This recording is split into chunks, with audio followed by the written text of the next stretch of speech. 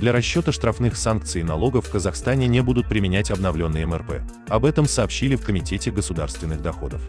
В ведомстве напомнили, что в апреле правительством совместно с Нацбанком принято решение об уточнении расчетных показателей за 2022 год.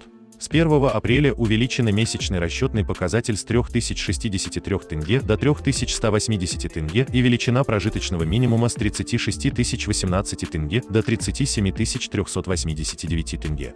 Применяемые для исчисления всех социальных выплат, размеры пенсионных выплат и пособий повышены дополнительно на 4%, говорится в сообщении. В совокупности в 2022 году рост пенсионных выплат к предыдущему году составляет 11%, базовые пенсионные выплаты и пособий – 9%, напомнили в комитете. Для штрафных санкций налогов и других платежей в соответствии с законодательством Казахстана будет применяться МРП, установленный с 1 января 2022 года в размере 3063 тенге, сообщили в ведомстве. Напомним, согласно изменениям, внесенным в закон о республиканском бюджете на 2022-2024 годы, в Казахстане с 1 апреля увеличен размер ряда расчетных показателей.